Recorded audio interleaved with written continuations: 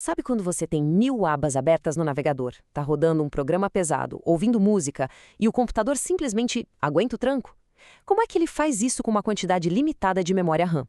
Pois é, por trás dessa aparente mágica tem um dos truques mais geniais da computação, e quem comanda tudo é o sistema operacional. Hoje, a gente vai desvendar essa grande ilusão. Para a gente entender essa mágica toda, nosso caminho vai ser o seguinte. Primeiro, vamos entender qual é o grande dilema da memória. Depois, a gente entra no truque da memória virtual, como ela é protegida por umas cercas digitais, como o espaço é dividido, e no final, a gente junta tudo para ver o filme completo. Bora começar! Então, tudo começa com um problema. Um dilema fundamental no design dos computadores. É uma escolha bem difícil que, na verdade, é a razão de existir de todo esse sistema que a gente vai explorar agora. A pergunta de US$ 1 milhão, né? Por que os computadores simplesmente não vêm com uma memória infinita e super rápida? A resposta, como quase tudo na engenharia, está num equilíbrio, um cabo de guerra entre três coisas: velocidade, tamanho e, claro, o custo. E o spoiler é, não dá para ter o melhor dos três mundos ao mesmo tempo. Olha só, esse aqui é o dilema bem desenhado. De um lado, a gente tem a memória RAM. Cara, ela é um foguete, muito rápida. Só que ela custa caro, o espaço é pequeno e, para piorar, ela é volátil. Desligou o computador? Puf, esqueceu tudo. Do outro lado, tem o disco, tipo um SSD.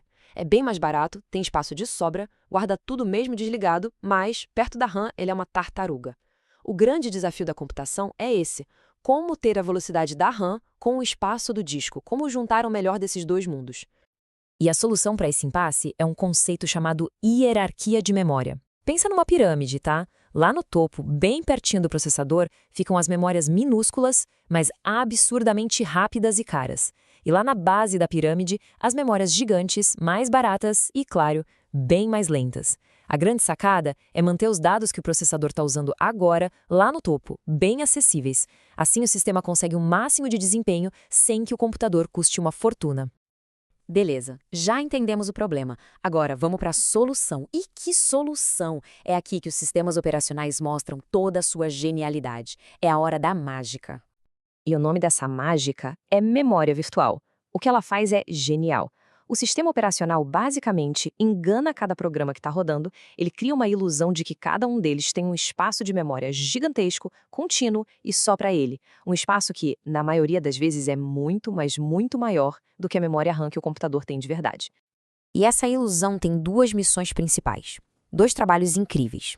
O primeiro é fazer a memória RAM parecer maior do que é. Para isso, ela usa o disco como uma espécie de depósito temporário, sabe? O que não está sendo usado agora vai para o disco, liberando espaço na RAM para o que é importante. E o segundo, que é genial para quem desenvolve programas, é que todo o programa é escrito como se ele fosse o único no mundo, sempre começando no mesmo endereço, o endereço 0. Isso simplifica a vida do programador de um jeito absurdo. Ok, entendi. Cada programa vive na sua própria bolha, na sua própria ilusão de memória infinita. Mas e aí? O que impede um programa de dar uma de curioso, ou pior, um programa malicioso de pular a cerca e bagunçar o espaço de memória do outro? Isso seria o caos, né? A resposta para isso é o que a gente chama de espaço de endereçamento. A analogia do terreno privado é perfeita. Pensa que, quando um programa começa a rodar, o sistema operacional dá para ele um terreno, com uma cerca bem alta em volta. E o sistema operacional atua como um segurança, patrulhando o tempo todo, para garantir que ninguém pule essa cerca nem para entrar, nem para sair. E como esse segurança sabe onde a cerca está? Ele usa dois ajudantes que ficam dentro da própria CPU. São os registradores base e limite. O registrador base é como o portão de entrada. Ele marca exatamente onde o terreno do programa começa na memória física, de verdade. Já o registrador limite diz qual é o tamanho desse terreno, ou seja, onde a cerca termina. Juntos, eles criam essa fronteira digital que nenhum programa pode atravessar. E essa verificação, cara, ela acontece milhões, bilhões de vezes por segundo para cada acesso à memória que um programa tenta fazer. O processo é assim: o programa pede o endereço. A CPU pega esse endereço, soma com o valor do registrador base para achar o endereço físico real. E aí vem a checagem. Esse endereço está dentro dos limites que o registrador limite me deu? Se a resposta for não, se o programa tentou acessar um byte fora do seu terreno, um alarme dispara. Mas não é um alarme sonoro, é uma exceção de hardware. O sistema operacional é chamado na hora e pá, ele finaliza o programa infrator sem dó. É uma segurança feita pelo próprio hardware, por isso é tão rápida e eficiente. Beleza. Então a gente já sabe que cada programa tem seu espaço privado e super protegido. Mas como o sistema operacional organiza as coisas dentro desse espaço? Para fatiar esse bolo, existem basicamente duas estratégias principais. De um lado, a gente tem a paginação, que é a mais usada hoje em dia. A ideia é simples. A memória é dividida em bloquinhos pequenos, todos do mesmo tamanho, como se fossem páginas de um livro. É fácil e super eficiente para o sistema operacional gerenciar. Do outro lado, tem a segmentação. Aqui, a divisão não é por tamanho fixo, mas por lógica. O sistema cria blocos de tamanhos diferentes, que fazem sentido para o programa. Um segmento para o código, outro para os dados, um para a pilha, e por aí vai. É uma visão que espelha mais a estrutura do programa em si. E essa ideia de segmentação tem uma vantagem de segurança bem legal. Como cada parte lógica do programa, o código, os dados, é um segmento separado, com seu próprio portão e sua própria cerca, ou seja, seu próprio registrador base e limite, o sistema pode aplicar regras de acesso diferentes para cada um. Por exemplo, dá para marcar o segmento do código como somente leitura. O que isso faz? Impede que um bug ou até mesmo um vírus consiga alterar as instruções do programa enquanto ele está rodando. É uma camada de proteção a mais, muito inteligente. Show!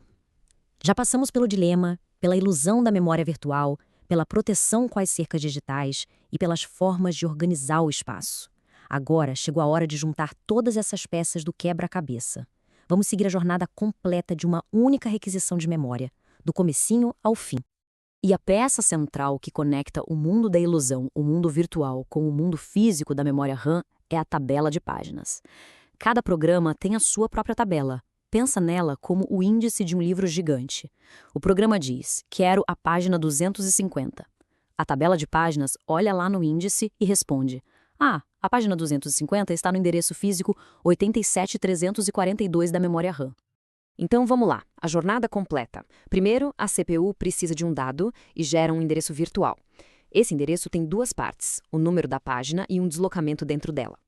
Segundo, um hardware especializado, a unidade de gerenciamento de memória, ou MMU, pega esse número de página e vai correndo consultar a tabela de páginas. E aí, a história pode seguir dois caminhos. O caminho feliz. A página está na memória RAM. A gente chama isso de hit. A MMU calcula o endereço físico real, o dado é pego e entregue para a CPU. Vida que segue, tudo rápido. Mas e se a página não estiver na RAM?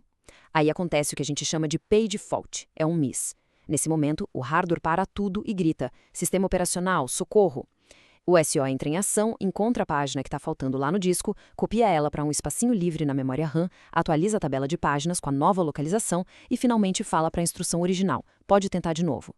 Para o programa foi só um pequeno atraso, ele nem percebeu toda essa operação de resgate que aconteceu nos bastidores. E no final, a gente percebe uma coisa incrível. Todo esse sistema complexo, registradores, tabelas de página, a dança entre RAM e disco durante um page fault, tudo isso nasceu de um problema bem simples. Aquele dilema inicial entre velocidade, tamanho e custo da memória. É uma solução de engenharia simplesmente elegante. Uma teia de ilusões e proteções criada para resolver um problema fundamental.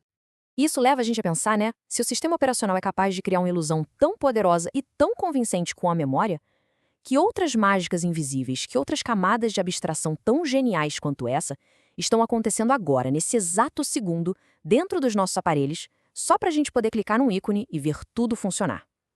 Fica aí a reflexão. Obrigado pela companhia nessa jornada.